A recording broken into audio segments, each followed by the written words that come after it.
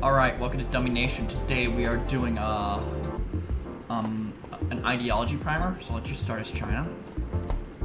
Alright, so we'll start with the 5 ideologies, which are democracy, autocracy, communism, theocracy, and fascism. So let's do a full explanation on democracy. Democracy, military service got nerfed. The effect is now only 100% instead of 200%. Liberator got nerfed. The effect is halved. It's now 50% from 100%. Democratic solidarity also got nerfed. Your exchange rate is now like you don't flatline at all now. Like everything goes down. Like it goes from negative 30 foreign relations penalty to 10 foreign relations penalties, and your exchange rate bonus only goes from 10 to 0.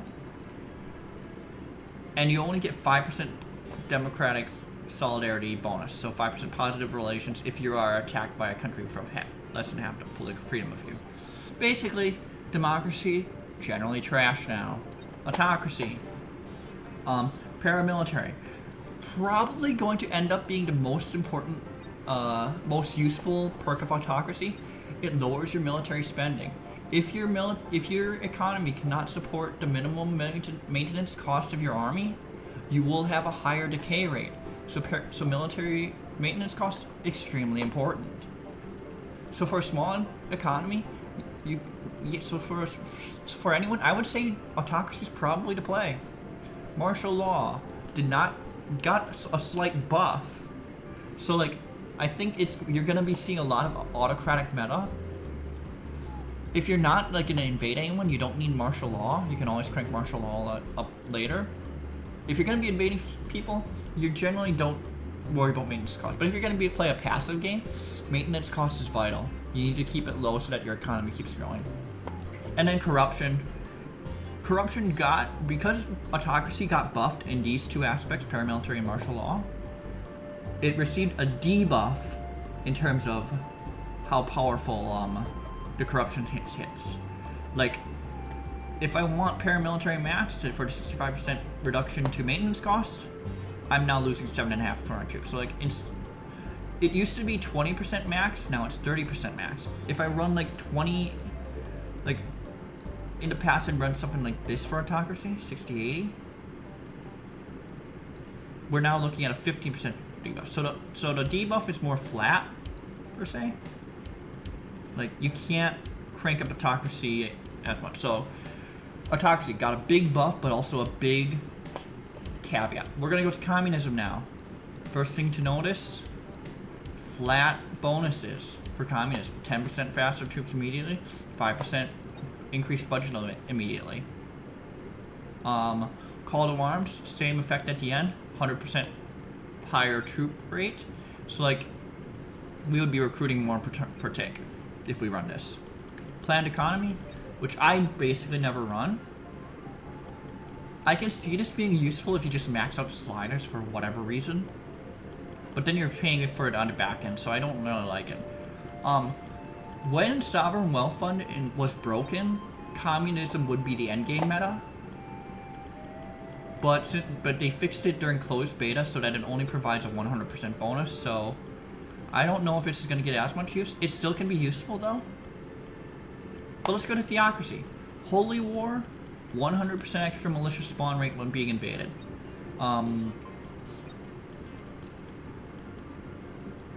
If you're playing a defensive game, I would pick Holy War over military service. Because, like, let's just say a militia has 8 attack, 2 defense, 1 piercing, which is what they had pre-patch. Well, if you spawn a militia here, it's gonna have 4 defense, 8 attack, 1 piercing. But this means on average you'll spawn 2 militias. So now you're gonna get 16 attack, the same 4 defense, and 2 piercing. So you basically would rather have Holy War over military service. There's a reason I say democracy you can basically nix. Traditionalism, just population bonus. You can just crank up military social spending if you want that. Though it's the con is research rate. But you can always crank up research spending, so I don't know if you would worry about the con.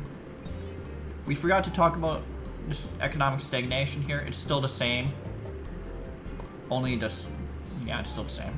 But anyway, fascism. Exploitation is probably gonna be OP for like people not wanting to worry about this liquidity nonsense, moving this slider nonsense. Blitzkrieg makes your troops faster. We already knew that. None of these got changed, and this didn't get changed either. Like the effects are still the same for fascism. Okay, so what do I think is going to be meta? I think, given how militaries decay, you're going to see an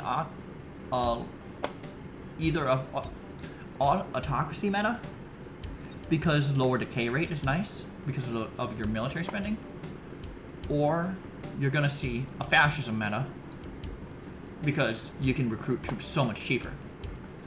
And if you can recruit troops cheaper, you're going to be out recruiting everyone else, which means who cares about poor diplomatic relations? So I think the two metas are going to be autocracy and fascism. I don't think democracy's going to be that useful. I don't think communism, unless you're China, you can get away with it if China.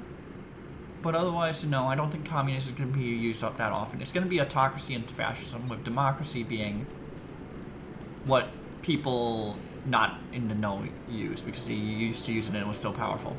Anyway, that's it for the ideology primer. Like, share, subscribe if you like the content. Ring the bell for notifications. Get this info early if you are a member. What else? Leave any suggestions in the comments section below, and check the Discord to see what I'm working on next. Thanks, and I'll see you in the next one.